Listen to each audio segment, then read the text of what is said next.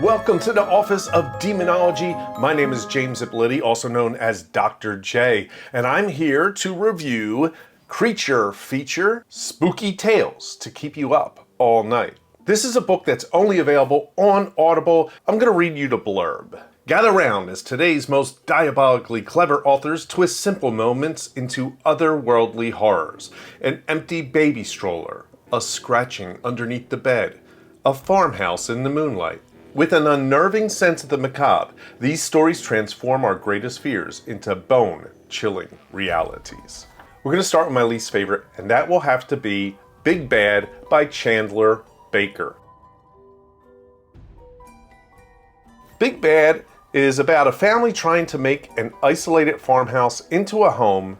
Fear and rage are getting harder to control in a primal short story by this New York Times best-selling author of Whisper Network and Cutting Teeth. So why is it my least favorite? It's a werewolf story, and it's very obvious what is happening from beginning to end. Like, I don't feel like the twist or surprise or whatever we were supposed to feel was that surprising at all. It actually was very obvious to me, and it just felt, I don't know, it just took time to get to where it was, and I was not really interested because I kind of knew where it was going. So that's why it's my least favorite. It's not a bad story, and I love werewolves. I don't feel like it was very interesting for me. You might have different opinions. Number 5, we're going to go down to my favorite, but number 5 was Bad Luck by Jason Mott. Did you ever hear the one about the man with a string of bad luck? The worst is still to come in a chilling short story of an insatiable friendship by the New York Times bestselling author of Hell of a Book. This one felt like the M. Night Shyamalan movie Unbreakable, because in Unbreakable, the Samuel L. Jackson character is very fragile, and he believes that if somebody is so fragile as he is, there must be a complete opposite, and that is the Bruce Willis character. In this, there's a character who's just having the worst kind of bad luck, and his friend is the complete opposite, having very good luck. The whole story revolves around this confrontation that the person getting bad luck is confronting the person with the good luck. I don't think it's awful. Again, it's a good story. It had me interested. I thought it was clever how the ending ended up, but it wasn't enough to jump to the top of the list.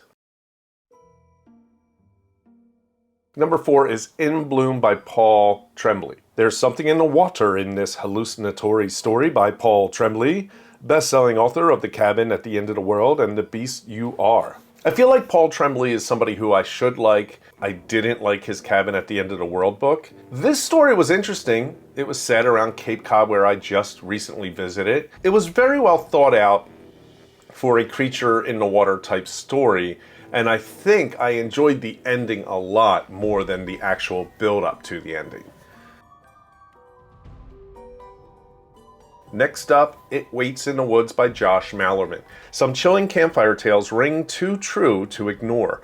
For one young woman, an urban legend calls her into the woods in a spine-tingling short story by the best-selling author of Bird Box. This was sort of a twist between urban legend and true crime, and I really enjoyed the way the writer created this mystery of what happened to the main character's sister, and how she kind of gets involved in this whole mystery of their disappearance in the woods, and how it goes from sort of true crime to urban legend, and really is a chilling ending. You really do feel uneasy when everything comes together at the end.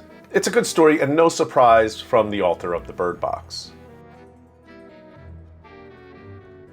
Number 2, Pram by Joe Hill. A husband's obsessive desire for a child leads to an unexpected manifestation of his yearning in a nightmarish short story by New York Times best-selling author Joe Hill. Okay, so we have horror royalty here, Joe Hill, son of Stephen King. I actually enjoy Joe Hill's writing more than Stephen King. Doesn't mean I don't love Stephen King. I just feel like Joe Hill has a better way of ending stories, which Stephen King seems to have trouble with. Prim makes you wonder if this character is just imagining what's going on, or if it's really happening, what is really happening. As a father, and having, like, before my first child, my first wife had a miscarriage, and that was one of the worst experiences we suffered. That's sort of how this kind of begins. That desire for him to want to have a child is really felt in this story. And it pays off at the end when you find out what's happening. Great visuals created by Joe Hill.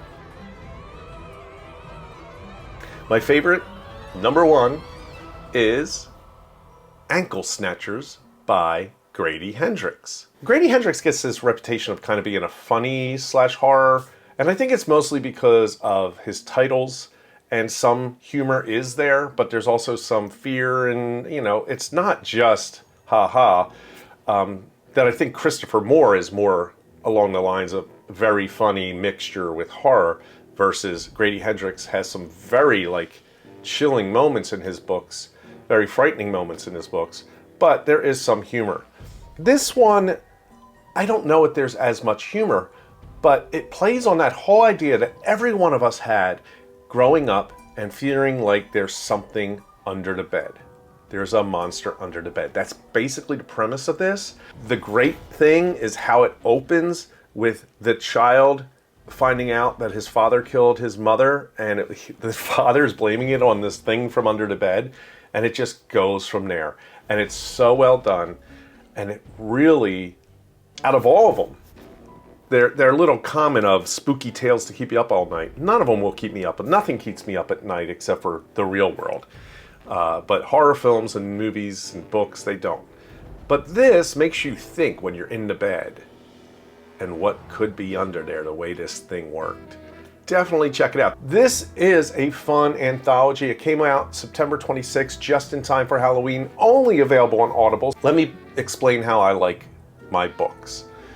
If I'm reading a book, my first choice is a paperback.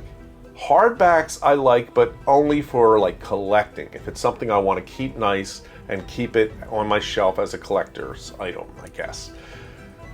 Kindle. If it's dark and I'm in bed and I can't have the lights on because my wife is sleeping, I will read the Kindle. Audible I use when I'm driving. I don't usually listen to it in the house like some people do while they're folding the laundry or something like that. So I drive and I listen to Audible. And I like it, but sometimes you have issues with the narrators. I don't feel like any of the narrators gave me any reason to not like these stories. I thought they were all well done. I enjoyed them immensely. Very good narration on all of these. So I don't know if they'll ever release these as physical books or Kindle books, but right now it's Audible only. And if you have a subscription to Audible, definitely check that out. And that's this week's review. So if you like this type of content, definitely subscribe, hit that bell so you get all the notifications, and I'll be back next week with a new review.